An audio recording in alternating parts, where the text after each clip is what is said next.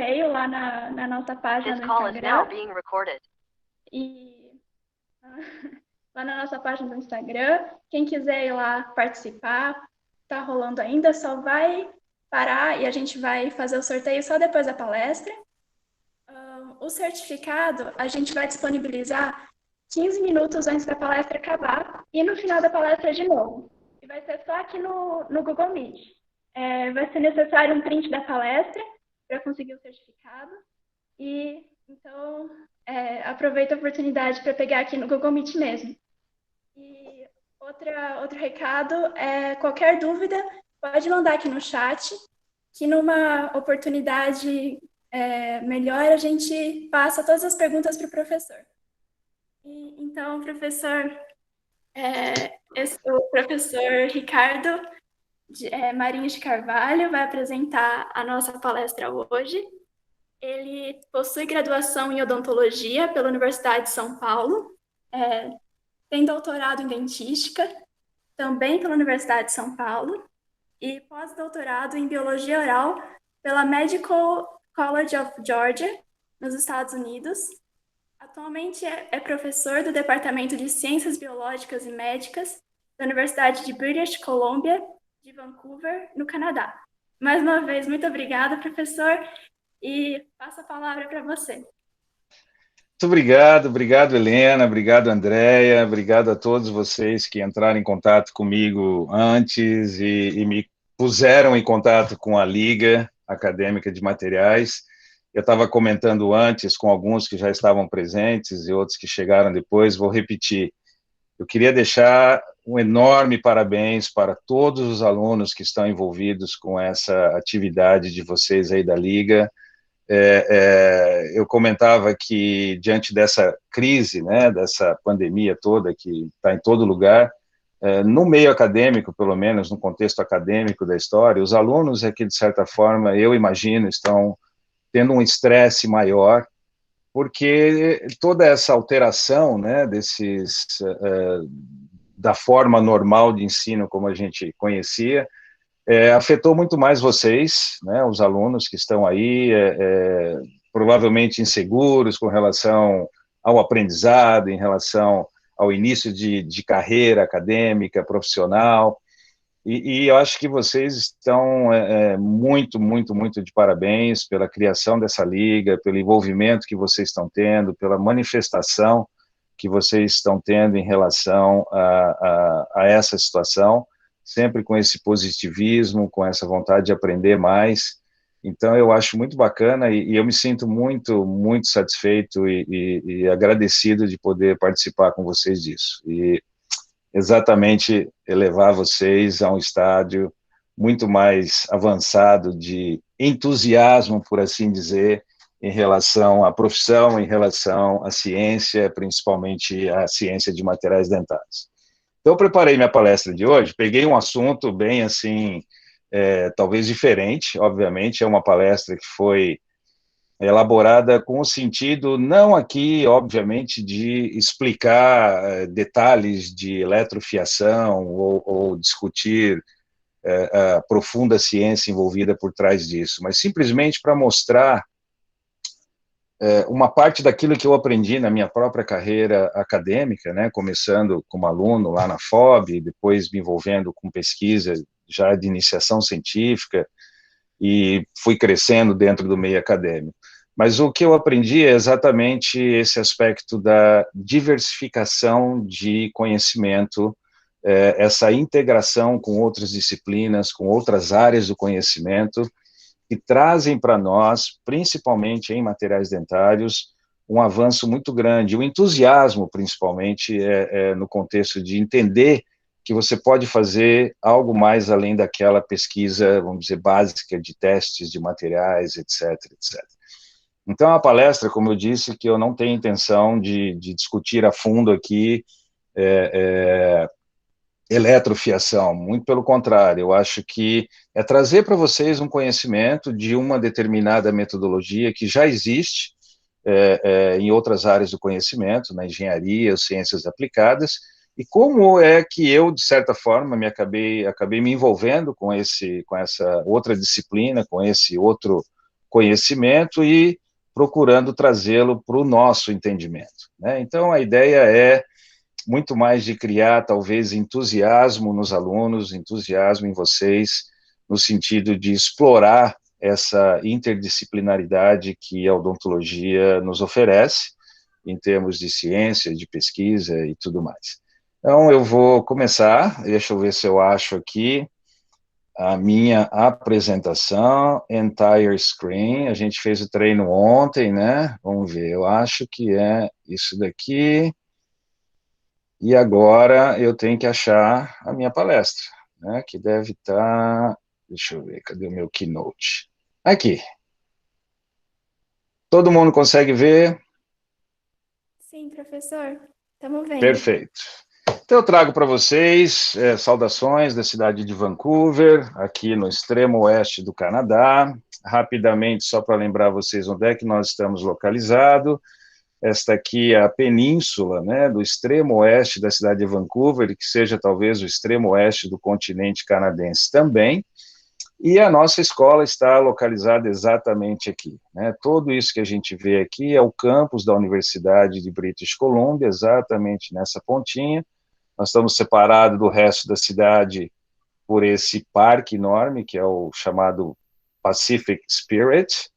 Então, é um local privilegiado, certamente, aqui onde a gente está, na beira da praia, difícil de trabalhar, como vocês podem imaginar, que é uma outra vista. Então, nós estamos, toda a universidade incorporada nessa esquina aqui da cidade de Vancouver. Esse é o nosso departamento, na divisão de biomateriais, e nós temos dentro o laboratório de biomateriais, e a nossa escola de odonto fica mais ou menos nessa posição aqui no campus, né?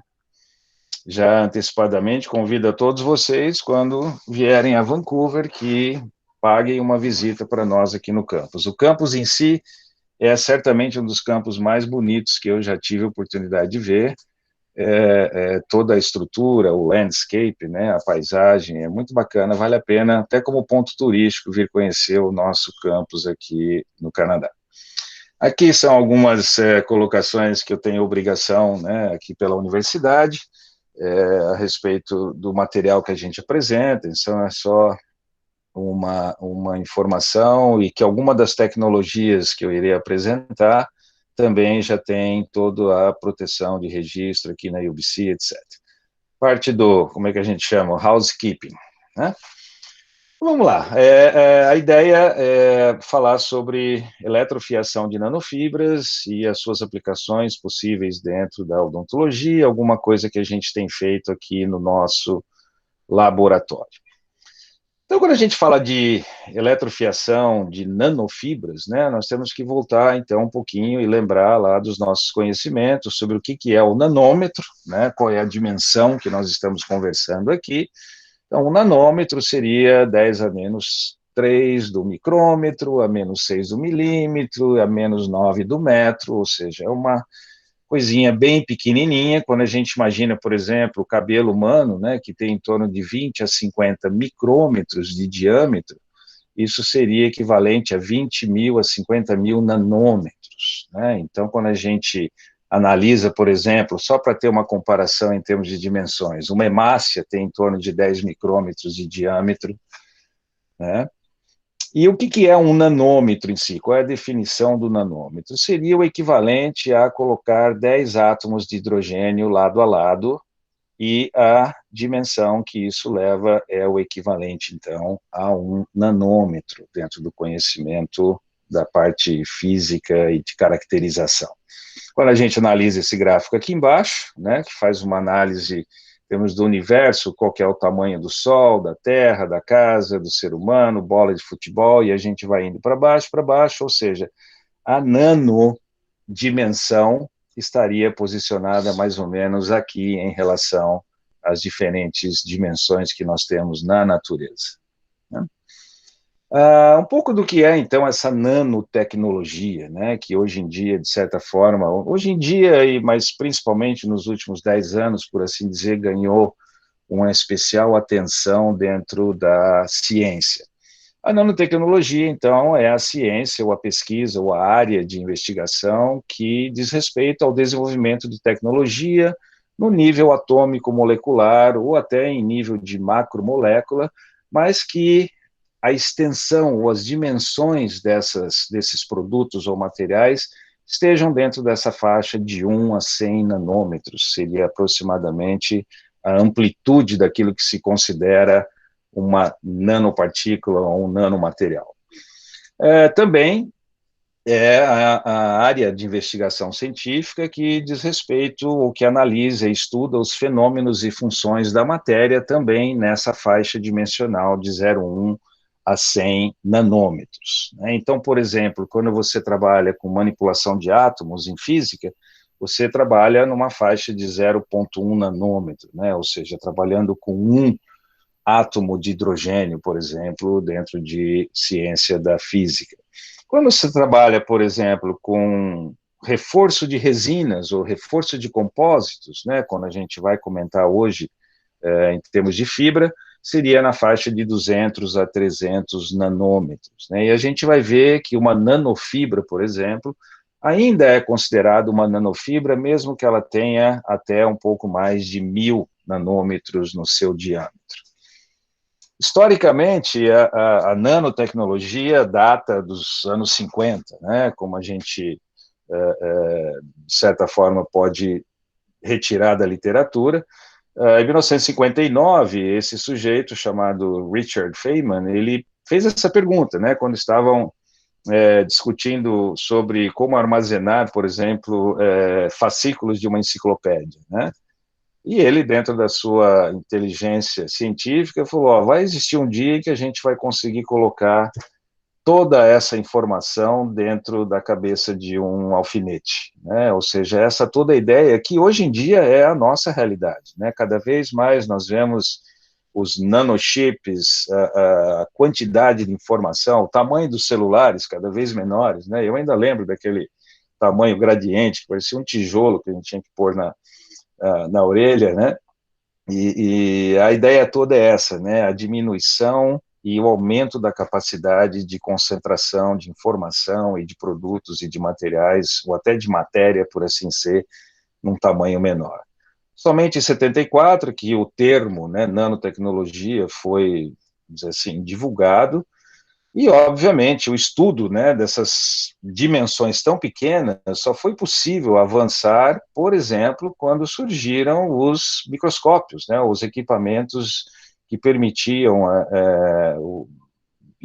fazer imagens ou visualizar essas partículas tão pequenas. Então, o microscópio de força atômica, por exemplo, quando ele apareceu em 1985, deu um impulso muito importante para o estudo e avanço da ciência nessa área, Por exemplo, em 1989, a IBM lançou aquele logo deles feito em xenônio, que muitos não lembram, obviamente, mas foi assim um marco propagandista, obviamente, da própria IBM, mas a maneira de você conseguir escrever coisas ou manipular elementos numa dimensão tão pequena, a nível atômico. Em 1991, nós tivemos um grande destaque na história, que foi a descoberta da manipulação e fabricação dos nanotubos de carbono, Vocês certamente já ouviram falar isso, e da importância dos nanotubos de carbono, que, na verdade, simplesmente eram a produção de uma superfície plana de carbono e que então foi transformada em um tubo, e a gente vai ver que isso faz parte dentro das formas de apresentação da nanotecnologia, Mas foi certamente um histórico, a criação dos nanotubos de carbono, e mais recentemente, um outro cidadão, a Naomi Hallas, também desenvolvendo os nanoshells, que são também, como o próprio nome diz, são pequenas partículas em formas de concha que contêm os elementos nanométricos como a gente imagina. A classificação desses elementos de nanotecnologia pode ser feita de diversas formas, Por exemplo, com relação à dimensão, nós temos aquilo que seria a nanopartícula, cuja apresentação espacial é o que eles chamam de 0D, né, que não tem dimensão, é simplesmente uma partícula seria um átomo, por exemplo, na forma de 1D ou de uma dimensão, o próprio nanotubo. Como eu disse para vocês, o nanotubo, apesar dele ser um tubo, mas dentro da conceituação de nanotecnologia, ele é considerado de uma dimensão, em função exatamente de ser uma estrutura formada pelo anelamento dos átomos de carbono. Mas o que se produz normalmente em termos de nanopartícula, né, é a dupla dimensão, né, o 2D, ou seja, nós temos lado e comprimento. Dificilmente nós conseguimos uma terceira dimensão, pelo menos com as técnicas de produção desses nanomateriais, mas hoje em dia, como nós vamos, né, eventualmente progredir para esse lado, além da eletrofiação para a produção de materiais nanométricos, nós temos o avanço das tecnologias de impressão em 3D. Né? Então, isso eu vou dizer alguma coisinha no final, onde que essa tecnologia toda está indo.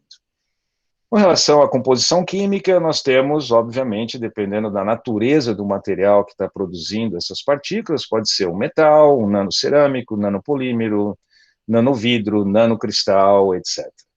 Com relação às propriedades, esses nanomateriais podem ter magnetismo, podem ter sensibilidade à luz, podem ser supercondutores ou não, superisolantes, ou seja, a grande vantagem que a gente vê de trabalhar com essa nanotecnologia é que as propriedades dos materiais, como a gente conhece nas dimensões maiores, são totalmente modificadas ou podem ser manipuladas no nível atômico ou molecular. Inúmeras aplicações nós temos, ou seja, não é uma coisa nova, né, a nanotecnologia. Hoje nós já temos aí o emprego dessa tecnologia para sensores na medicina, como a gente comentou, armazenagem, né, ou seja, se você pode condensar maior quantidade de dados num espaço menor, isso tem importância no contexto, inclusive ambiental, como a gente sabe, por aí afora, né? E com relação à tecnologia de fabricação desses produtos nanométricos, né, existem alguns deles hoje disponíveis através do método de template, que é simplesmente a deposição sobre um molde previamente fabricado. Nós temos através de deposição de vapor, phase separation, ou separação de fases, que é uma coisa mais na área química, e a eletrofiação, né, que é em cima desse método de fabricação aqui que nós vamos conversar hoje, como se produz, então, a tecnologia de materiais nanométricos através da produção de fibras. Aqui, só para vocês terem uma ideia, aqueles que são fanáticos por literatura, se vocês fizerem, né, uma análise ao longo dos anos, não só trabalhos relacionados com nanotecnologia, mas também com a produção ou utilização da nanotecnologia para a produção de fibras através da eletrofiação, vem aumentado significantemente nos últimos anos, né? Então, essas publicações têm aumentado, o que é um reflexo, obviamente, natural do interesse da ciência e das outras áreas onde se observa a aplicabilidade do material em diferentes áreas. E aqui é exatamente o ponto importante, né, da palestra e entendermos que, como dentistas, como profissionais da área da saúde, nós temos essa liberdade, por assim dizer, de explorar tecnologia ou aplicabilidade em outras áreas, e muitas áreas que a gente, ou materiais, por assim dizer, que nós trabalhamos dentro da nossa área de odontologia, como nós vamos ver, tem aplicações inúmeras em outras áreas também. Ou seja, a interdisciplinaridade hoje é fundamental para o avanço do conhecimento e até para abrir, por assim dizer, oportunidades de mercado de trabalho para os profissionais no futuro, né? E para a odontologia também. A odontologia deixou de ser aquela profissão onde, eu quero me formar e vou para o consultório. Entendeu? Aquele consultório que minha família já comprou, já está lá prontinho para mim, de volta para a cidade onde eu estava, conhecido, já tem até paciente formando fila, né? Eu estou no terceiro ano de faculdade, tem paciente fazendo fila lá para me esperar. Então, essa ideia, né, de que o dentista, de certa forma, só teria essa opção, né, no futuro, que não deixa de ser uma má opção, obviamente, mas o que a gente vê hoje é uma amplitude muito maior de oportunidades de trabalho, de atuação, etc., proporcionada exatamente pelo entendimento de que o conhecimento da área de saúde e as nossas tecnologias aplicadas à odontologia têm interesse, têm aplicabilidade em outras áreas também. E o reverso é, claro, válido também, né? Então, o que é uma nanofibra eletrofiada? Bom, as fibras, na verdade, fibra é um material em estado sólido, caracterizado por ser flexível e que tem uma razão, né, de comprimento, diâmetro maior do que 1000:1. Ou seja, essa ratio, né, se você tem um fio dental, se você quer chamar ele de fibra, ele tem que ter um comprimento que chega a ser, ou que deve ser, 1000 vezes maior do que o seu diâmetro, para que você entenda essa função como uma fibra. E no caso de nanofibra também. Então, na nanofibra, nós temos aqui, em tese, diâmetros que são menores do que 100 nanômetros, que seria aquele limite, né, de o que é nano e o que não é nano, ainda que em fibras aceita-se, de uma maneira geral, na literatura, que em torno de 1000 ou um pouco mais de que 1000 nanômetros no seu diâmetro também são consideradas nanofibras. Qual é a principal vantagem, por assim dizer, da nanotecnologia, ou no caso das nanofibras, em relação a outros materiais? É exatamente essa maior área específica de superfície, ou seja, vocês certamente já devem ter aprendido ou visto em algum lugar, e quanto menor a partícula, dentro de um contexto de volume, a área de superfície exposta para produzir reatividade é muito maior.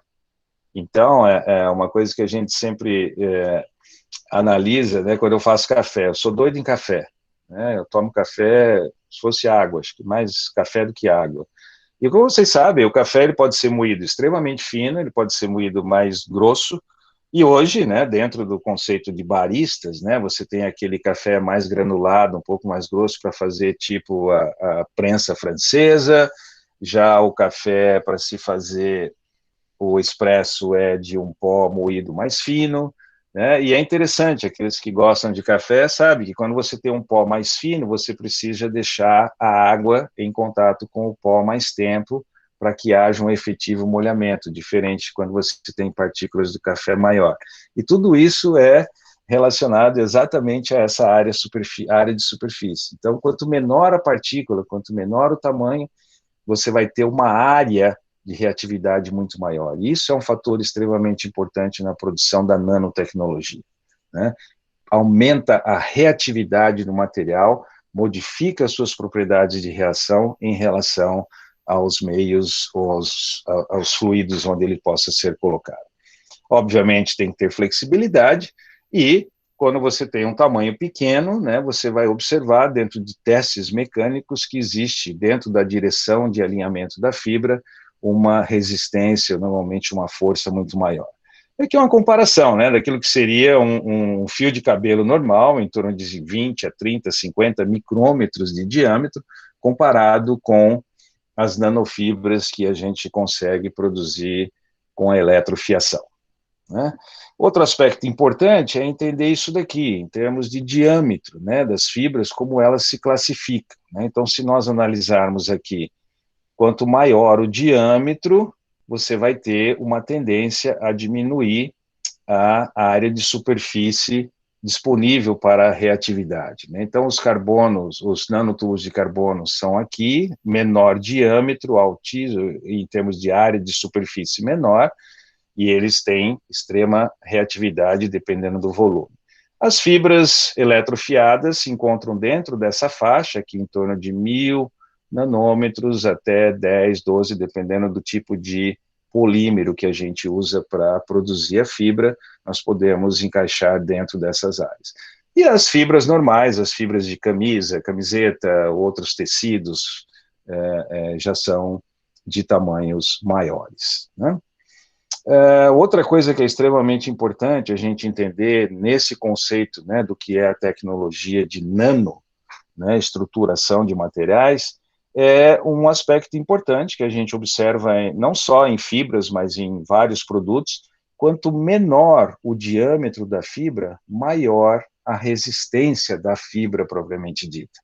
Então, isso é um aspecto extremamente interessante, que, em tese, me diz, olha, se eu quiser produzir uma coisa forte, né, resistente, então, e quiser utilizar, obviamente, fibras para isso, eu vou procurar produzir fibras de diâmetro menor. E a explicação disso, na verdade, está relacionada com uma teoria que foi desenvolvida em 1920 por um autor chamado Griffith. Ele propôs a teoria de que quanto maior a área de secção transversal de um determinado material, menor seria a sua resistência. Ele fez isso, na verdade, trabalhando com concreto de construção, fazendo aqueles testes de compressão, né, daqueles cilindros de concreto, e ele verificou que quando ele tinha um cilindro de concreto menor, a resistência à compressão calculada era maior do que o mesmo material num volume maior. Então ele estranhou, olha, como é que pode, se o material é o material em si, como é que ele pode ter diferentes propriedades dependendo única e exclusivamente do volume ou do tamanho? E é exatamente a explicação dele é que quanto maior a área de secção transversal, maior a probabilidade de você encontrar imperfeições da própria estrutura do material que podem funcionar como um estressor, ou o que a gente chama de stress raiser, né, um elemento de propagação de fraturas, de linhas de fratura no material, causando uma falha catastrófica numa aparente resistência menor.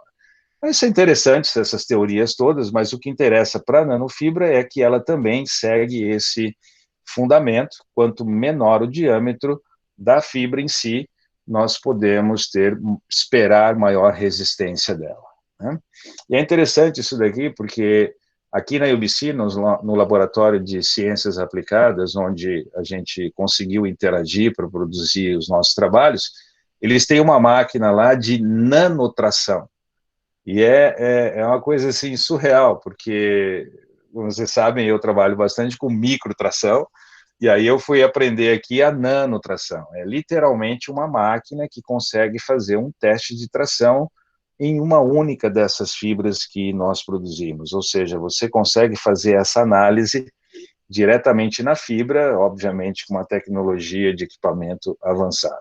Mas a nanotração existe, tá? Então, se alguém quiser trabalhar com nanotração algum dia, nós temos aqui, imagino que em outros laboratórios também.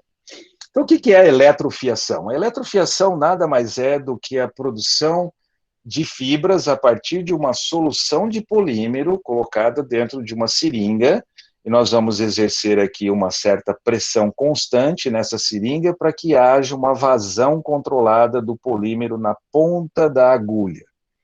Na ponta dessa agulha, onde o líquido vai começar a ser extruído, nós criamos um campo de energia, né, principalmente um campo de energia mesmo, precisa ter uma tomada para ligar o equipamento, você cria aqui uma energia de alta voltagem exatamente na ponta da seringa, e isso vai gerar uma movimentação molecular daquele polímero, e do outro lado do nosso equipamento, por assim dizer, nós temos um outro elemento, que é o outro eletrodo do circuito de energia aqui, é o que a gente chama de coletor. Então você gera uma energia na ponta da agulha, onde o líquido está sendo destruído, ele energiza aquele líquido, e em função da corrente elétrica que é gerada, o outro lado, que pode ser, como a gente vai ver, um rolo, pode ser uma superfície plana, ou seja, é simplesmente onde o outro eletrodo está conectado, ele vai então atrair aquele líquido para ser depositado. E como é a energia gerada, esse líquido então ele é literalmente extruído e puxado pelo campo magnético da ponta da seringa até o elemento coletor do outro lado. E nesse trajeto, então, as moléculas são afinadas a ponto de produzir o diâmetro na faixa da dimensão de nanodimensão, né? A nanofibra, então. Ele pode ser feito na horizontal, ele pode ser feito na vertical, mas o princípio é sempre o mesmo. Você tem uma seringa com o teu líquido, com a tua solução que você quer produzir, a fibra, você exerce uma pressão constante, gera um campo de energia da ponta da seringa até o coletor, e a fibra é, então, formada como que naturalmente nesse contexto, né? A tecnologia é muito interessante porque hoje em dia você pode produzir uma nanofibra a partir de uma única solução, você pode produzir uma nanofibra com duas soluções. Existem alguns equipamentos que você coloca, por exemplo, um fluido interno aqui em vermelho, e externamente vem um outro fluido que você pode fazer a mistura, e na ponta da seringa esses fluidos são misturados e você produz uma nanofibra que incorpora os dois polímeros que você possa estar trabalhando, né? E isso faz com que você possa ter, então, por exemplo, uma nanofibra, que a gente chama de composição pura, né, ou simples, um único polímero. Você pode ter uma nanofibra produzida a partir de dois polímeros, como é o caso aqui, e você pode ter ainda, dependendo do equipamento que você tem, a produção de uma nanofibra que a gente chama de core shell, ou núcleo e periferia, né, ou camada externa, onde você tenha condições de produzir uma fibra, onde a parte interna da fibra vai ser de uma determinada composição e a parte externa da fibra terá outra composição. Isso tem uma aplicabilidade enorme dentro da área de nanotecnologia, de nanofibra, exatamente porque você permite diferentes reatividades e diferentes aplicabilidades do material, dependendo de como você constrói esse polímero, né? Nessa foto aqui é uma imagem de um aparelho, né? Hoje em dia já existem aparelhos específicos produzidos em escala industrial para a produção de nanofibra, e o que é mais interessante é que você consegue hoje produzir não só uma única fibra, você consegue produzir várias fibras ou ejetar várias fibras ao mesmo tempo, como é o caso desse equipamento aqui, com 5 ejetores, que a gente chama, todos coletados em um único rolo ou superfície, e é possível que se faça o que a gente chama da mistura desses polímeros de uma maneira controlada, criando um enovelamento das nanofibras no final da produção. Então, isso hoje, como eu disse, é extremamente avançado. Nós temos aqui na UBC um equipamento que pode produzir, pode ejetar e produzir enovelados de nanofibra de até 16 diferentes tipos de polímero, tá? Então, eles estão usando isso hoje para produzir, por exemplo, quadro de bicicleta, extremamente leve, extremamente resistente, em função não só do material presente na nanofibra, mas da maneira com que você enovela um com o outro. Isso gera também um potencial de reforço e de aprimoramento da qualidade do material. E aqui só uma imagem, né, realmente do que acontece, né? No nosso equipamento aqui, nós temos a nossa seringa, a ponta da agulha aqui, que seria o anodo, e do outro lado o coletor, que seria o cátodo, né? O catodo, o anodo.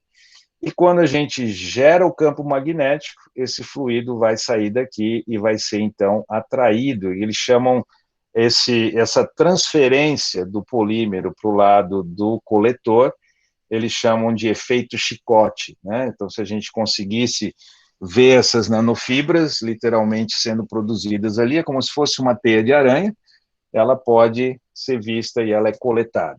Você pode coletar ela de uma maneira randomizada, ou seja, sem nenhuma orientação, as fibras vão se depositando de acordo com esse efeito chicote, formando uma película, né? E, obviamente, esse rolo ele vai rodando, e com isso você vai criando a deposição do material de uma forma contínua. Mas, se você quiser, você pode também alinhar essas fibras, né? E você teria que ter um outro equipamento para colocar aqui no meio dessa fase de transporte, e esse meio também seria um campo magnético, e com isso você consegue, ao invés de depositar fibras de forma randomizada, você consegue alinhar essas fibras, e isso, óbvio, depende do objetivo final do seu produto. Do que você pode fazer nanofibra hoje? Praticamente de tudo.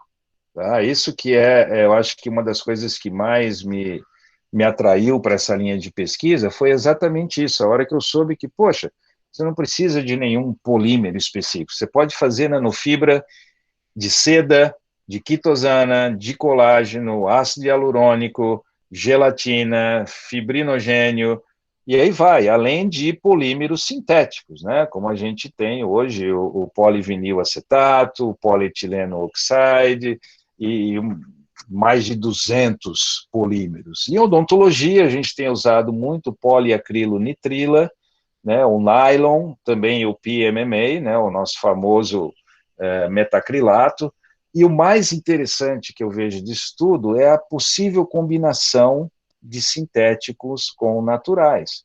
Imagina hoje a moda de passar ácido hialurônico, né, para ficar mais jovem, né, tá cheio de hialurônico aqui, você faz uma nanofibra, põe lá naquelas mascarinhas, dorme à noite, acorda no dia seguinte, lindão, com essa tecnologia de nanomaterial, né? E aqui, esse trabalho, até tem aqui embaixo a referência, né? Ups, o que eu fiz aqui, gente? Espera aí que eu vou voltar lá. Vou dar um jeito. Aqui. Desculpa, eu apertei o botão errado. Então, olha aqui, esse trabalho, depois, obviamente, tem aí na gravação, vocês podem olhar. É um trabalho que diz os diferentes tipos de polímero que você pode usar, por exemplo, para uma nanofiação, quais são as possíveis aplicações, quais são as formas de caracterizar essa produção da nanofibra, os autores, etc. Mas aqui o que é importante chamar a atenção é reforçar aquilo que eu disse. Praticamente é possível fazer nanofibra por eletrofiação de todos os materiais ou de tudo que a gente, de certa forma, possa imaginar. Se não for possível fazer de uma forma direta, através da mistura de alguns outros solventes e outros fatores, é bem possível você produzir também a eletrofiação. Quais são os fatores que afetam, então, a eletrofiação propriamente dita, né? Parâmetros dessa solução. É importante você entender que, obviamente, a concentração, o peso molecular, a viscosidade, uma vez que você tem que ejetar aquele polímero pela ponta de uma agulha, é importante que essa viscosidade não seja, obviamente, muito grande, uma vez que não vai nem passar pela agulha, ou o campo elétrico não vai conseguir movimentar a molécula. Tá? É importante entender também a tensão de superfície, o quanto que aquilo vai ter de adesividade de tensão de superfície a diferentes substâncias, e em se tratando de uma corrente elétrica ser necessária para a produção na fibra, é importante que a solução também tenha condutividade. Você vai ter um equipamento, ou vai criar o seu próprio equipamento para poder fazer eletrofiação, e você vai entender que a voltagem que se aplica é importante, o quanto que esse polímero é ejetado, a velocidade com que ele é ejetado da agulha, o tipo de coletor do outro lado, se é um coletor de alumínio, se é um coletor de aço, e, obviamente, a distância entre a ponta da seringa e o coletor à distância. E em termos de parâmetros ambientais, os solventes, que todos aqueles polímeros que a gente viu ali, praticamente nenhum deles consegue ser eletrofiado sem que seja misturado a um solvente, para que se atinja uma determinada viscosidade adequada. Então, imaginem que todos esses parâmetros da solução estão fundamentalmente vinculados ao tipo de solvente que você usa.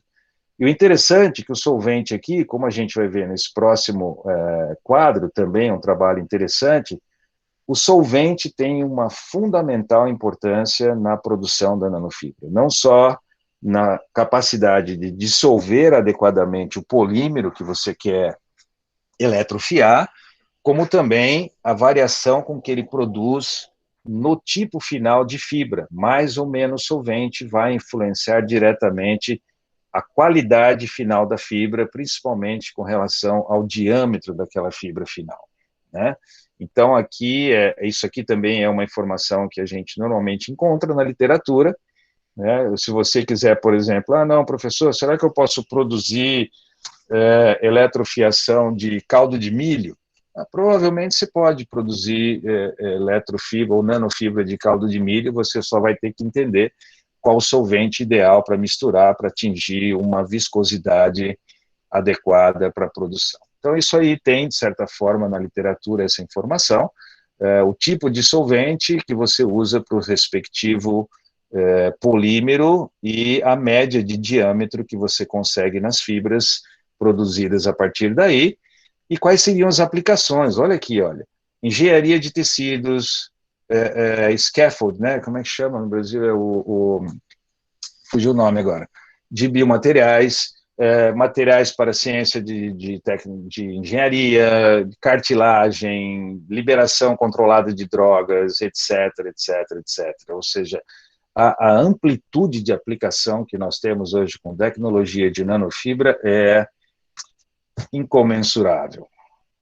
E como esses parâmetros afetam a produção da nanofibra? De uma maneira muito significante. Eu digo para vocês, a nossa própria experiência aqui, que nós trabalhamos com produção de nanofibra por pelo menos, sei lá, acho que uns 3, 4 anos, né? É difícil, você precisa ter, ó, por exemplo, essa tabela simples aqui, se você trabalhar na mesma voltagem, na mesma distância da ponta até o coletor, se você simplesmente variar o fluxo de eliminação do produto, você vai ter fibras de diferentes dimensões. Tá? Então, é só para explicar que essa combinação de parâmetros, né, a voltagem, a distância, o fluxo, vai influenciar de forma extremamente significante no tipo final de fibra e no diâmetro da fibra que você vai conseguir. Né? Então, é uma tecnologia que, de certa forma, para aqueles que estão no laboratório trabalhando direto com a produção, ela chega a ser frustrante, tá? Eu não digo para vocês que é só alegria, não, tem frustração. Se você produz uma fibra hoje com determinado tipo de parâmetro, amanhã choveu, aumentou a umidade relativa do ar e o teu laboratório não tem controle de umidade relativa, a tua fibra vai se formar de maneira diferente. Então, é sensível, exige esses recursos de controle, monitoração, monitoramento da produção, etc. Né? Mas só para vocês terem uma ideia, a concentração e viscosidade do polímero, né? Se você tem mais concentração, se você tem um polímero mais concentrado, quanto mais concentrado, a tendência é que o diâmetro das fibras fique maior. Né? Então, por exemplo, se você aumenta a viscosidade, você melhora a qualidade das fibras em termos de lisura, sem a produção desses elementos que são chamados de beads, né, ou de pelotinhas, né, na produção da fibra, que até hoje nós não sabemos se isso aqui é significante ou não no contexto final das avaliações, mas entende-se de uma maneira geral que o ideal é fibras limpas. Então, aumentando a viscosidade, considerando os outros parâmetros normais, você consegue aumentar o diâmetro. A voltagem, né, também é outra coisa interessante. Parece que numa determinada faixa de voltagem, você não tem alterações significantes no diâmetro da fibra ou no diâmetro, né, da ejeção da fibra, mas a partir de um determinado fator ou de um determinado número, né, de quilovoltagem, você já começa a ter alterações. A mesma coisa, quando você aumenta a voltagem, você tem uma tendência de criar fibras de pior qualidade, então as voltagens mais baixas tendem a trabalhar melhor a qualidade da fibra. Ainda que isso seja, de certa forma, entre todos os parâmetros, o de quilovoltagem é o mais controverso, não existe uma definição na literatura e, assim, aqueles que se interessarem em trabalhar com eletrofiação, nada melhor do que o seu próprio teste preliminar para você dominar equipamento, dominar polímero, dominar voltagens, etc. Faz parte de todo o processo experimental, né?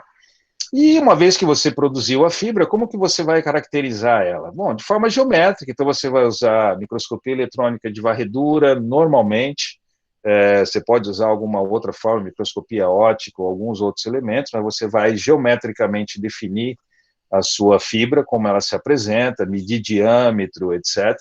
Você vai usar métodos químicos, né? Por exemplo, Fourier, você vai usar NMR, XPS, ou seja, você pode caracterizar efetivamente qual que é a composição e reatividade da sua fibra, e mecanicamente, através dos testes de resistência à tração, né, literalmente puxar aquilo para até quebrar, o módulo de elasticidade, a deformação no momento da quebra, dureza, etc. Ou seja, métodos convencionais podem ser utilizados. E existe já literatura para isso também, né? É se esperar que essas fibras tenham propriedades mecânicas que variam de acordo com a sua composição e, obviamente, o diâmetro, os parâmetros de produção, se ela é única camada, duas camadas e assim por diante, vão influenciar, sem dúvida nenhuma, nos resultados. E aqui é só uma figura, né, de como a gente testa essas fibras. Eu vou mostrar para vocês num trabalhinho que a gente fez aqui na nossa escola. E qual é a aplicação, então, das fibras eletrofiadas? Ora, como vocês podem ver aqui nesse gráfico, tem de tudo, né? Roupa, geração de energia, afinidade de membranas, filtração. Aqui no Canadá existe muita pesquisa nessa área de filtração de águas de recursos naturais, né? Então, por exemplo, nanofibra é extremamente utilizada hoje para filtração de ar. Hoje eu tenho visto bastante pesquisa aumentando no contexto de utilização de mantas de nanofibra para filtração de ar nas clínicas, né, em função de vírus, etc. Né? Então, tudo isso tem uma aplicabilidade grande. Dentro da odontologia, talvez, aquilo que mais diretamente interessa para nós é a produção de engenharia de tecidos, na aplicação biomédica e liberação de drogas, né? Mas também existe a produção de nanofibras com o intuito de reforço da estrutura, né? Como a gente sabe, as fibras, eu lembro sempre, o que é um concreto, né? O concreto de construção.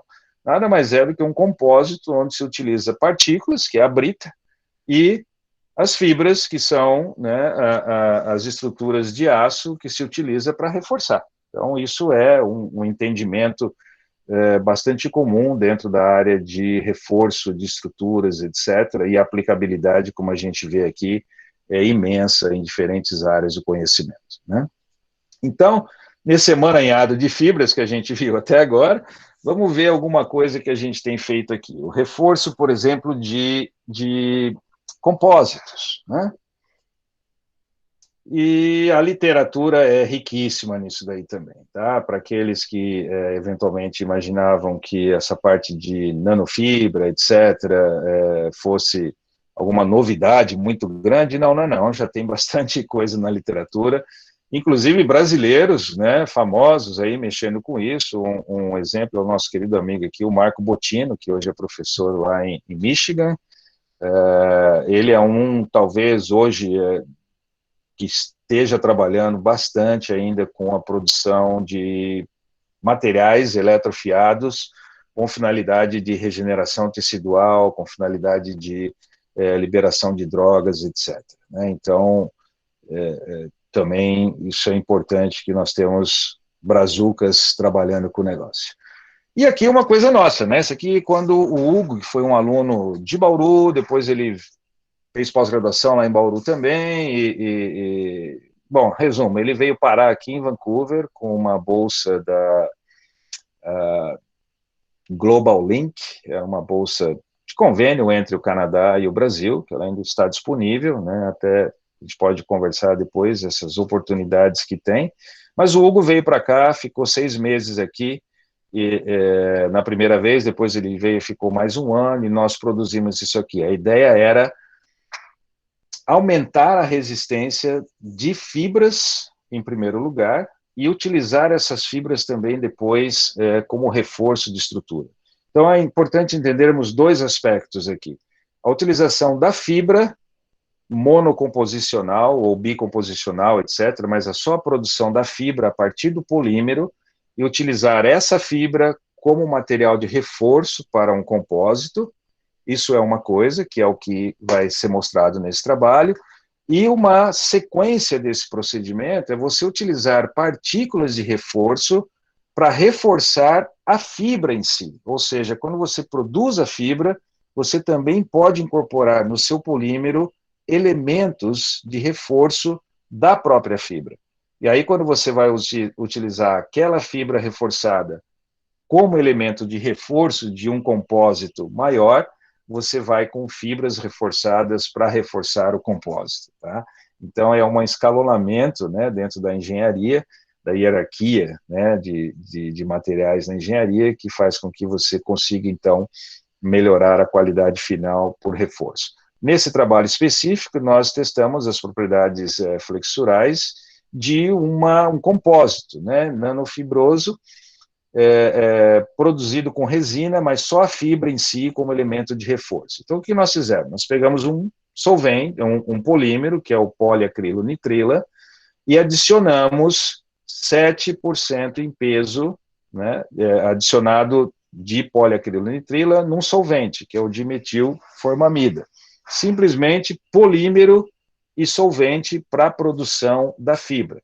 Nós produzimos as fibras, né, por eletrofiação, usando esse solvente, diferentes parâmetros, fizemos uma distribuição de frequência após a medida do diâmetro dessas fibras, procuramos trabalhar com fibras sempre dentro do mesmo diâmetro, e fizemos a produção, né, eu vou já explicar, primeiro a produção da fibra em si, e testamos as propriedades mecânicas dessa fibra.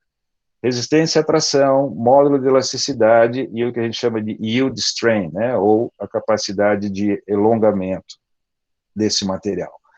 E aqui, obviamente, não é objetivo aqui ficar comparando números, mas nós fizemos também um teste na direção paralela à orientação das fibras e perpendicular à orientação das fibras, e como a gente pode ver aqui, existe sim uma anisotropia, tá?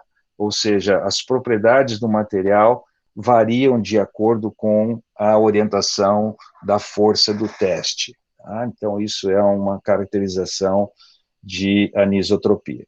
Pegamos depois essas fibras que nós testamos e agora fizemos, então, a utilização dessas fibras como reforço de resina.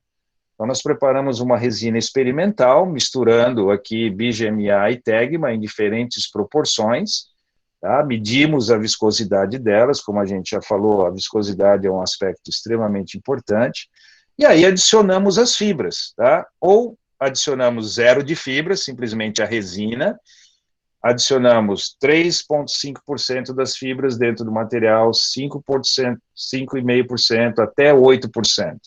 Ou seja, criamos essas placas, como a gente pode ver aqui sem nenhuma fibra, aqui com um pouquinho de fibra, aqui com bastante fibra. Como vocês podem ver, até a propriedade ótica do material se altera. Produzimos as nossas barrinhas e fomos testar as propriedades flexural. Tá? Então, para vocês terem uma ideia, olha, não houve alteração das propriedades de resistência flexural, não houve alteração significante, independente do tipo de resina e da presença das fibras, não houve também alteração do módulo de elasticidade, mas nós observamos uma alteração bastante importante naquilo que chamamos, né, de trabalho de fratura, ou também representado por tenacidade. Quando nós tivermos, por exemplo, maior concentração de fibras, nessa porcentagem de 5,4%, nós tivemos aumentos significantes da tenacidade do material. O que quer dizer isso? Quando eu vou testando o meu material, vai subindo o estresse, vocês lembram da relação de tensão e deslocamento, ou tensão e deformação, e sem as fibras o material quebrava aqui. Com a adição das fibras, o material não sofria alteração das suas propriedades finais, mas quebrava depois de puxar mais tempo. Isso é a característica de aumento da toughness, né? O aumento da tenacidade do material, sem comprometimento das propriedades flexurais básicas. Isso é um conceito muito importante dentro de engenharia. Você consegue deixar o material mais tenaz, mais resistente aos esforços, principalmente de fadiga, sem necessariamente comprometer a sua propriedade original. E depois, obviamente, fizemos as análises de microscopia eletrônica, né, dos espécimes fraturados, análise em mais detalhes, e a gente observou que toda vez o motivo pelo fato do resultado ter sido aumento da tenacidade foi exatamente porque quando a linha de fratura do material atingia a região das fibras, havia um desvio da propagação do estresse. E isso, obviamente, reflete no aumento da tenacidade. Outro aspecto importante que nós observamos foi que a presença das fibras dentro do nosso material resinoso, houve uma adesão de superfície. Isso é uma coisa extremamente importante. Se a tua fibra não tem integração com a matriz resinosa, você não vai necessariamente ter alterações ou melhoria das propriedades mecânicas, né? No nosso caso, nós observamos ainda que sem nenhum tratamento das fibras, houve um molhamento adequado e não houve necessariamente um deslocamento total das fibras em alguns lugares. Mas as propriedades podem ser, sim, muito melhoradas quando você consegue produzir uma fibra que, de certa forma, tenha reatividade com o compósito de infiltração, né? Onde que eu uso, gente? Onde que eu uso essa tecnologia? Onde que, de certa forma, esses conceitos básicos de reforço através de incorporação de fibra está presente na nossa profissão? Olha, aqui, né? As fibras são produzidas eventualmente para a produção de materiais resinosos reforçados, os nossos tão conhecidos pinos de fibra, ainda que obviamente não sejam nanofibras, mas a existência da fibra em si como elemento de reforço de compósitos é um conceito, de certa forma, bastante conhecido e que tem uma enorme aplicabilidade em odontologia, como a gente pode ver.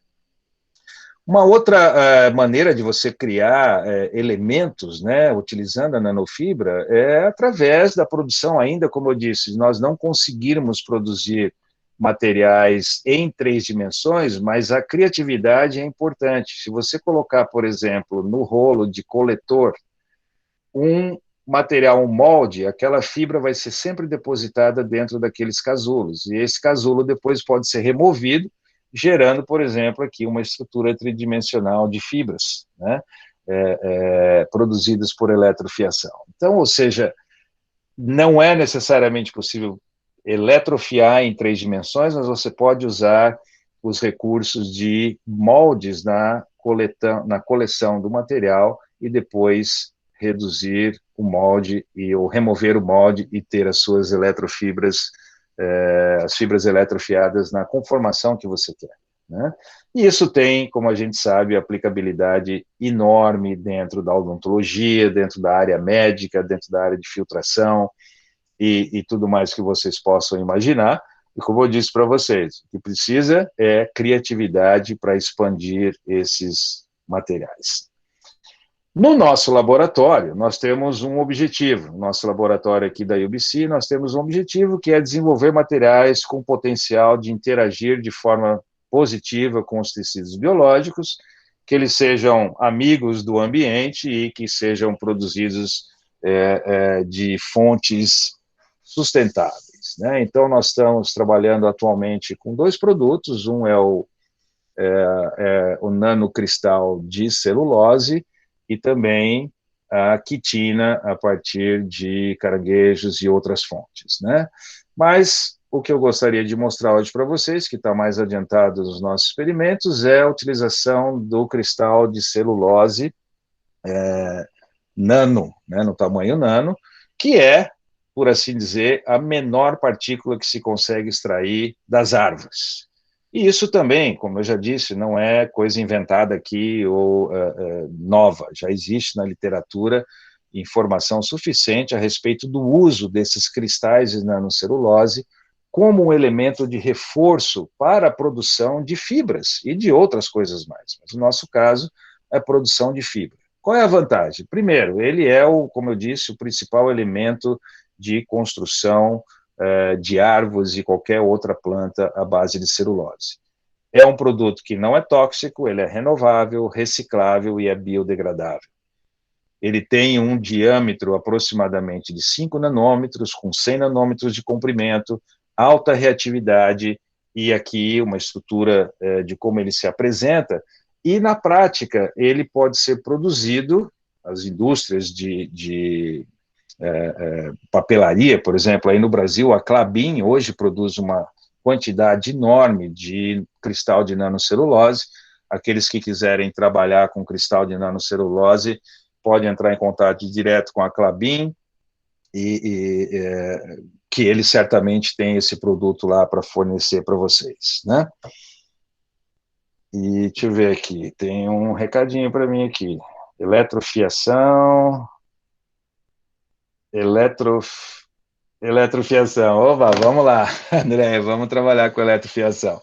E aqui, olha, é uma outra linha de trabalho nossa, como eu disse para vocês, trabalhando agora com a finalidade de utilizar essas partículas como elemento de reforço da fibra em si. Então, agora eu vou produzir uma fibra com esses elementos particulados de reforço para reforçar a fibra, de maneira que, então, a fibra depois possa ser utilizada, idealmente, para reforçar mais ainda um determinado compósito. Então, aqui um exemplo, esse cristal de nanocelulose, ele pode ser obtido, né, na forma de pó ou na forma desses flakes, né, dessas coisas, parece aquele pozinho quebrando, né, biju. E aí, o que nós fizemos? Nós temos os dois, escolhemos um, misturamos aqui com um determinado solvente, já adicionado ao polímero que nós queremos trabalhar. Então, o que esse trabalho foi feito? Nós pegamos aquele nosso polímero conhecido, poliacrilonitrila, poderia ser qualquer outro, ou alguns outros, pelo menos, e adicionamos na concentração de 11% num solvente. Então, aqui é o nosso polímero e solvente, aquele que a gente usou anteriormente só para fazer a fibra. Só que agora nós estamos fazendo outra coisa, nós vamos adicionar nesse polímero o cristal de nanocelulose a 1, 2 ou 3% para produzir a fibra. Né? Então, o que nós fizemos? Foi isso. Produzimos a fibra, que é uma fotografia só do manto, né? Ela sai daquele, nós temos o equipamento aqui que é um rolo compressor, e a fibra sai na forma de uma manta, né? Que nós tiramos. Aí, o que nós fizemos? Cortamos aqui as tirinhas no tamanho correto, despregamos, normalmente nós coletamos as fibras em um papel alumínio, tá? Que é um excelente material para produzir a corrente elétrica e tudo mais, isolamento quando necessário. Tiramos a fibra do papel alumínio, ela solta facilmente, fizemos aqui uma estrutura de papel, né, uma moldura de papel, aí você coloca a fibra na moldura de papel, você dobra esse papel, prende na sua máquina de teste, e aí você corta aqui para fazer o teste de tração. Então, nós fizemos aqui o teste das nossas fibras produzidas com 2 ou 3% de cristal de nanocelulose. E olha que interessante, medimos, obviamente, resistência à tração, módulo, alongamento e por aí mais. Rapidamente, para a gente ver, toda a produção de fibra, todas as fibras, testamos também no paralelo ou perpendicular, a orientação, etc. Mas o importante aqui é assim, onde está azulzinho é sem fibra, é sem o cristal de nanocelulose, somente a fibra, e aqui nas diferentes concentrações. Então, vocês observam, de uma maneira geral, que sim, é claro que a adição do cristal de nanocelulose produziu um aumento significativo do aumento da resistência e das propriedades da fibra em si. Então, é de se imaginar que uma fibra agora, já reforçada pelas partículas, no caso aqui de nanocelulose, essas fibras, se forem utilizadas agora para a produção de um compósito, deverão deixar o compósito mais resistente também. Tá? Então, isso é óbvio, tem aplicabilidades enormes. Né? Uma outra forma, ao invés de aumentar a resistência, você pode produzir fibras com finalidade biológica. Então, aqui no caso, foi uma nossa aventura, né, na produção de fibras de acetato de celulose com o polietileno oxide, né, o óxido de polietileno, em diferentes concentrações. Nós produzimos essas fibras e depois adicionamos clorexidina. Tá? Então, a nossa ideia era produzir fibras com diferentes polímeros agora, e obviamente a gente já escolhe um polímero que tenha degradação nos ambientes corpóreos, né, nos fluidos corpóreos, adicionamos a clorexidina. Então, fizemos, obviamente, a produção primeiro da fibra sem a clorexidina, estudamos quais são as melhores composições, as melhores concentrações de solvente, e fizemos duas maneiras: ou nós incorporávamos a clorexidina no momento da produção da fibra, ou seja, adicionávamos a clorexidina no polímero dentro da seringa antes de ejetar e fazer a fibra, ou simplesmente produzíamos a fibra primeiro, contendo o acetato de celulose, etc., sem a clorexidina, e fazíamos um tratamento de incorporação da clorexidina nas fibras posterior à produção. Tá? Então, assim, a ideia foi exatamente diferentes maneiras de produção, e aqui umas fotografias do material em si, lá, a ponta da seringa, você liga um eletrodo aqui, no coletor você tem o outro eletrodo, e aí esse campo elétrico que faz com que o líquido saia daqui e seja coletado ali.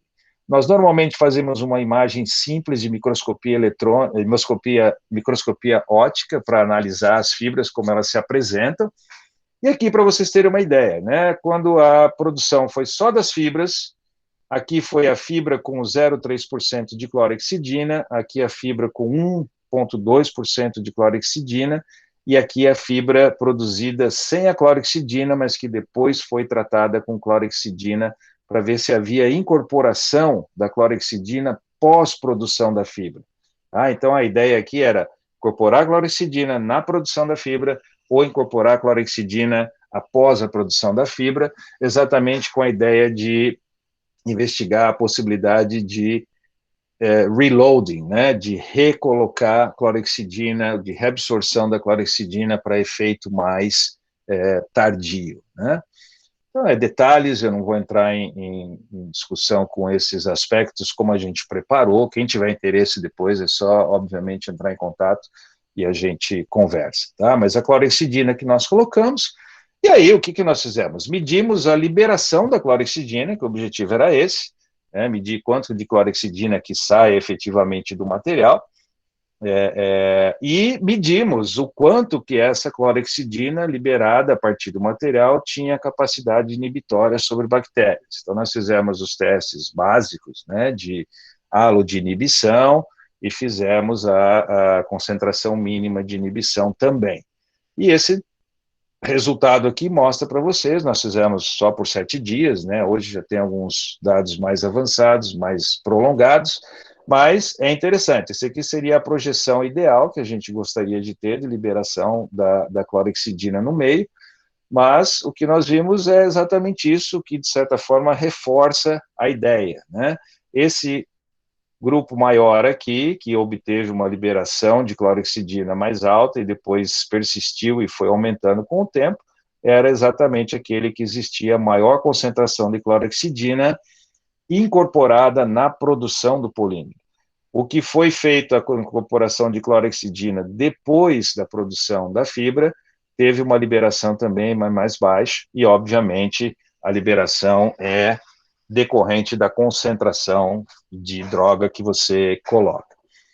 A aplicação desse conceito, né, de incorporação de droga na produção da nanofibra assim, abre um campo de imaginação muito grande, né? Uma das coisas, por exemplo, que nós estamos trabalhando agora, inclusive, tem uma aluna nossa aqui de Araraquara, né, aluna de doutorado de Araraquara aqui comigo, e a linha dela é proteção pulpar, trabalha com o professor Beto Costa, né, todo mundo conhece aí, vizinho de vocês, e a ideia é exatamente essa, né? Será que eu não posso ter, por exemplo, a proteção pulpar? Hoje em dia, o que a gente ainda usa? O hidróxido de cálcio, né? Ou na forma de pó, ou na forma de cimento, quer dizer, isso aí se usava em 1700, entendeu? 1800, é coisa que está precisando mudar.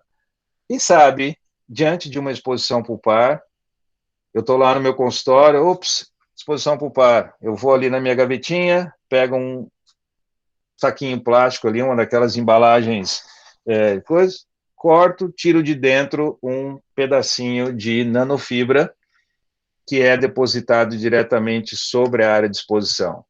Nesse meu mantozinho, nesse meu tecidozinho de nanofibra, eu tenho incorporado coagulante, né, o hemostático, eu tenho uma droga anti-inflamatória para ajudar nos efeitos de recuperação da inflamação pulpar, eu tenho o hemostático e eu tenho fatores de indução de formação de barreira dentinária, por exemplo. Todos aqueles elementos que eu gostaria de ser, que estivesse ali disponível na área da exposição, eu consigo colocar diante da presença desse tipo de material. Aí, em cima dele, eu aplico o meu adesivo, o meu ionômero, o que quer que seja, e restauro o dente.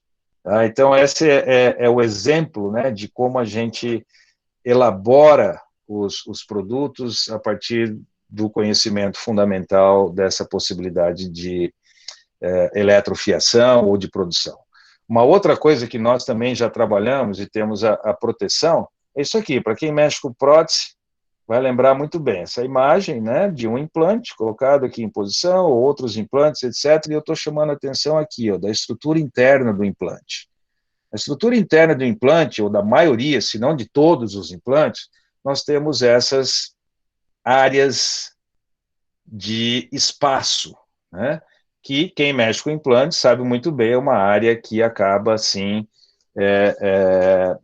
sofrendo contaminação bacteriana e, clinicamente, aqueles que trabalham vão lá remover o implante e percebem, né, o odor que sai dessa área, que é exatamente em função de ser um espaço vazio, apto à propagação de bactérias que migram pela interface da rosca para o meio externo e vice-versa. Então, o que eu posso pensar?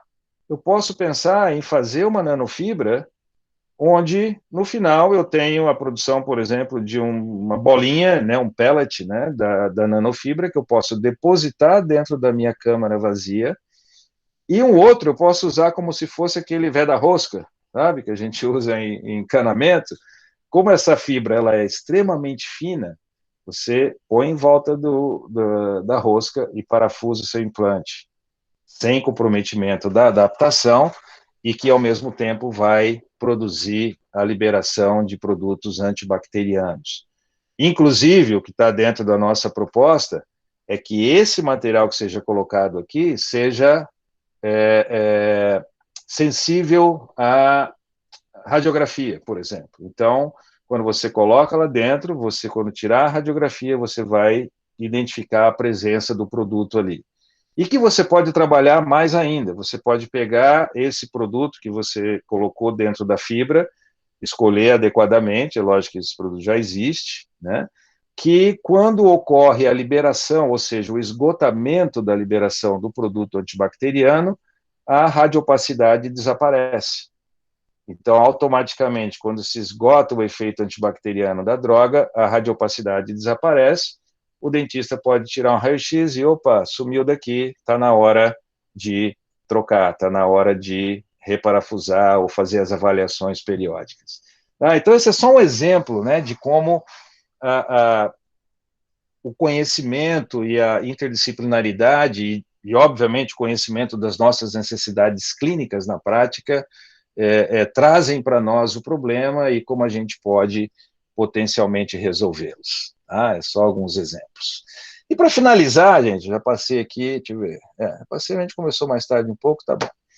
Para finalizar, eu queria só mostrar, como vocês sabem, aqui no Canadá, esse professor David Suzuki, né?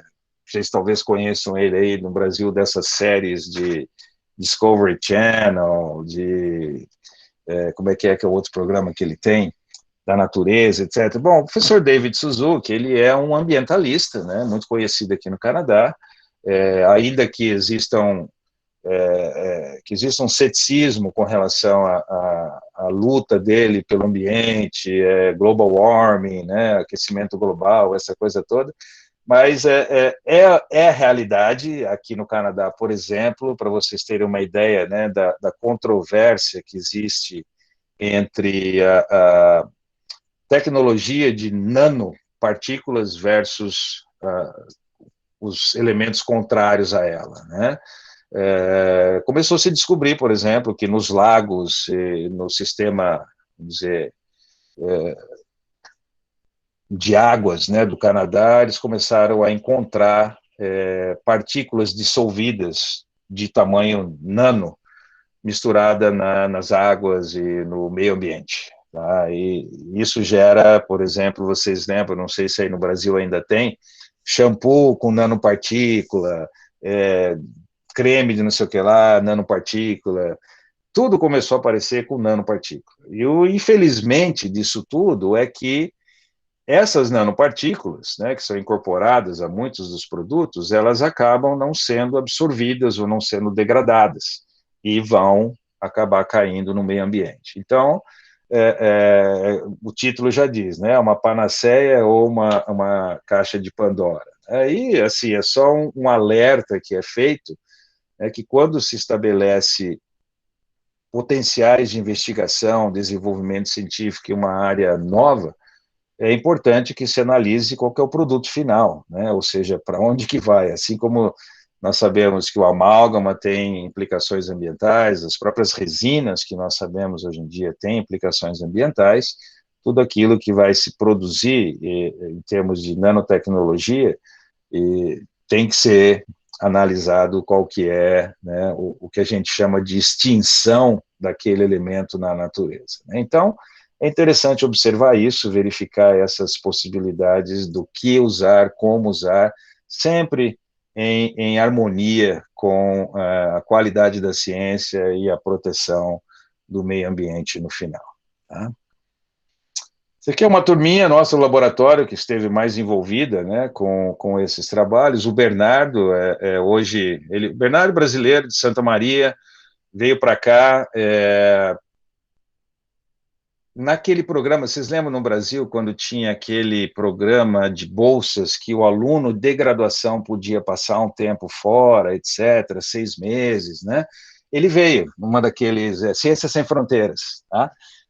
O Bernardo veio, ficou aqui 6 meses, ele era aluno de graduação no Brasil, lá em Santa Maria, estava acho que no 4º ano, 3º ano, sei lá, ficou aqui 6 meses, conheceu uma opção de gente, me conheceu e falou, Ricardo, eu quero vir fazer um mestrado aqui. Eu falei, tudo bem, né, só que tem a tuition, né, você tem que pagar a universidade. Ele falou, não tem problema, isso aí eu me viro. E ele foi, voltou para o Brasil, se formou, trabalhou um ano no consultório, lá em Santa Maria, juntou grana, veio para cá, pagou o curso de mestrado dele, fez o curso de mestrado comigo, hoje ele é aluno do PhD, né, o PhD combinado com ortodontia. Então ele vai ficar aqui, né, está aqui já 3º, 4º ano, vai virar ortodontista aqui no Canadá e com o PhD também. A Lu é de Florianópolis, veio para cá para fazer um pós-doc aqui comigo. Tá? E a Lu veio aqui, ficou 2 anos fazendo pós-doc comigo, casou aqui no Canadá, hoje ela é professora na faculdade aqui com a gente. A Sara é da Arábia Saudita, veio aqui também, fez um trabalho nosso de mestrado na área de odontopediatria, trabalhou com ionômero de vidro, hoje ela é dentista e está fazendo doutorado aqui na universidade também. A Raquelzinha é de Piracicaba, veio para cá na Bolsa Sanduíche, também pelo CNPq, veio aqui, ficou 1 ano comigo, trabalhando numa linha de outras áreas relacionadas com adesão, voltou para o Brasil, defendeu a tese, cumpriu 1 ano de período lá, e aí o marido dela, que tinha vindo junto, que é engenheiro, foi feita uma oferta de emprego para ele, aqui no Canadá, ele tinha trabalhado numa empresa, e ela voltou para cá. Hoje ela está aqui, é professora aqui na faculdade, em período parcial, e está fazendo os testes para equivalência de diploma, etc. A Wala, da Arábia Saudita, foi minha primeira aluna de doutorado aqui, trabalhando na área de zircônia, foi a minha aluna estrela aqui, terminou o doutorado dela com 5 trabalhos publicados na área de zircônia, é uma estrela também aí na área de prótese.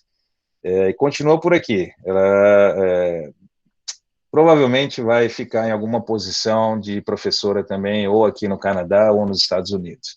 E o John veio fazer o mestrado dele em ortodontia, nós fizemos um trabalho de colagem de Brecht aqui, utilizando plasma não térmico e tudo mais, Hoje ele é dentista, ortodontista lá na cidade de Vitória, aqui na ilha de Vancouver. Essa turma esteve envolvida aqui com a gente há uns 2 anos atrás, e agora tem uma turma nova, né, que tem aqui reduzida, e esperando vocês da FORP virem para cá o mais rápido possível. Tá bom? Muito obrigado. Antes da gente encerrar, eu sou apaixonado também por astronomia, né? Astrologia, astro, mundo, universo, e eu fico doido quando eu vejo essas coisas, né? O homem pousando um equipamento em um cometa, né? Em pleno espaço, a recente descoberta, a recente viagem, né? Que aquela cápsula sem fronteiras, né? Foi até Pluto e até Charon. E a mensagem que eu tiro disso tudo, né, principalmente para os alunos, é essa, né? Nunca pense que você não pode fazer. Se você um dia pensar que você não pode, minha recomendação é dar um tempo, toma uma cerveja, pensa de novo, você vai conseguir. Grande abraço para vocês, muito obrigado pela atenção, desculpa passar aqui um pouquinho do horário. E a ideia é essa, é que tenha deixado em vocês aí uma ideia, né, de inovação, de linhas de pesquisa, de investigação, quem sabe criar um espaço maior aí para aqueles que se interessarem para o meio acadêmico no futuro. Tá bem? Muito obrigado, e agora volto aqui para a nossa telinha. Olha a Rê ali, apareceu. Eu estou aqui à disposição de vocês agora para Professor, perguntas. foi ótima palestra. Todo mundo aqui comentando, muito grato pela palestra. Foi uma ótima Obrigado. aula. E tiveram duas perguntas aqui. Ok, Uma do vamos lá. Jefferson. Pergunta fácil, tá? Por favor. Uma é do Jefferson, que ele perguntou em relação ao custo da nanofibra, ele é muito alto? Depende, é interessante essa pergunta, porque a produção em si, então, o que nós vamos analisar aqui? Quando você vai produzir a nanofibra, você vai ter que envolver os custos, primeiro, do polímero que você vai usar, tá? Normalmente, esses polímeros você já compra pronto, eles estão disponíveis, principalmente esses para liberação de droga, né? Tem os que degradam, tem os que não degradam. A maioria dos polímeros, o custo é bastante acessível, os solventes também é muito barato, ou seja, a produção em si da nanofibra, ela é simples. Para você conseguir produzir de uma maneira padronizada, hoje já existem no mercado máquinas para isso, né? Máquinas de eletrofiação, e uma que nós temos aqui disponível para nós é uma que foi, inclusive, produzida ou desenhada por um professor aqui da área de engenharia, né, que é um dos pioneiros na eletrofiação. Ela deve custar hoje, a marca dela é Kato, né, uma máquina produzida no Japão. Ela deve custar hoje em torno de uns US$ 5.000, tá? Não é uma coisa extremamente absurda, cara. O professor Botino, né, que eu comentei com vocês, que trabalha lá em Michigan, ele antes estava em Indiana. Ele tinha uma máquina lá de eletrofiação que ele mesmo construiu. Entendeu? Na hora que você para e pensa, bom, o que eu preciso? Eu preciso de uma seringa, eu preciso de alguns anéis metálicos, uma rede de produção de energia que você consegue tirar da própria rede normal, né? E eu preciso de um coletor, ou seja, esse coletor não precisa ser um rolo que fique rodando e coletando, ele pode ser simplesmente um papel alumínio que você põe no chão, ou seja, ela é uma tecnologia relativamente barata, tá? Agora sim, dependendo do que você for incorporar em termos de partícula de reforço, isso pode começar a encarecer. Então, quando você pensa que o cristal de nanocelulose, aqui no Canadá, custa US$ 1.500 o quilo, tá? É caro. Na hora que eu penso, é caro. Ainda que 1 quilo dê para você fazer muita coisa com ele. Mas, assim, o custo em si da produção do equipamento não é caro, pode encarecer dependendo do que você for colocar na produção do material, né, as partículas, o tipo de polímero, mas de uma maneira geral é uma tecnologia bastante barata de se produzir. Tá? que mais? A Sara. Oi, Sara.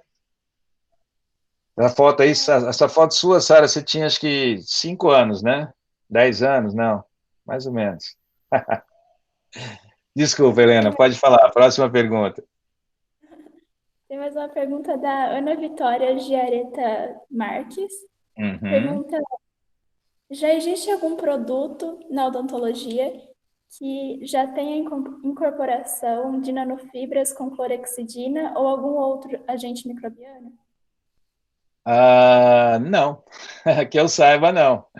Existe muito material de odontologia que tem fibra, né? Como a gente já sabe. Então, vocês são muito novos, eu acho que ainda é disponível no Brasil. Eu lembro que a gente usava muito o tal do Rebond, né? Aquela fitinha para fazer splint nos incisivos, fazer colocação de canal. Tá certo que aquilo lá não é nanofibra, tá? Aquelas fibras são todas no tamanho macro, né? Por assim dizer. É, que tem disponível, obviamente, os pinos intracanal, e tem uma série de alguns produtos que já incorporam essas fibras, mas com a finalidade antibacteriana, até onde eu sei, não tem nada ainda, está prontinho. Tem essas coisas que a gente está fazendo, mas produto comercial eu não conheço nenhum produzido com nanofibra e agentes antibacterianos. Está aberto, está aberto. Pode acontecer. Exato. Que mais? Só duas perguntas? Tá fácil, hein? Tá fácil para mim. Pessoal, falando muito obrigada pela palestra Eu e que acho que agradeço. a gente pode finalizar com a palestra foi Perfeito. ótima. E lembrando, pessoal, que o link já está no chat. E é isso. Muito obrigada, professor. Foi muito boa mesmo a Eu palestra. adorei. Quando quiser voltar, Helena, sim, com o maior prazer. Helena, Andréia, Regina, Sara, a Juliana, que também nos ajudou muito no começo. Ou seja, gente, obrigado demais pela oportunidade. Contem comigo para mais conversa, para contar mentira, para tomar cerveja também, se vocês forem depois aí, hoje, final da tarde, tá? Eu sei que vocês vão, mas tudo bem, né? Eu não posso.